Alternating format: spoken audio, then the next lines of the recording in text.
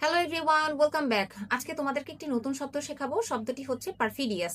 পারফিডিয়াস মানে হচ্ছে বিশ্বাসঘাতক, প্রতারণাপূর্ণ, অবিশ্বস্ত বা নিমক হারাম।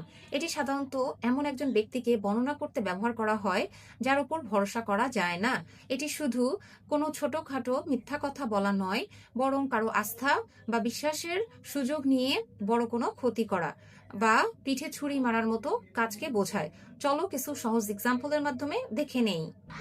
For examples, I cannot believe she shared my secrets. She is a perfidious friend. আমি বিশ্বাস করতে পারছি না সে আমার গোপন কথা সবাইকে বলে দিয়েছে। সে একজন বিশ্বাসঘাতক বন্ধু। He was perfidious to his best friend. সে তার সবচেয়ে ভালো বন্ধুর সাথে বিশ্বাসঘাতকতা করেছে।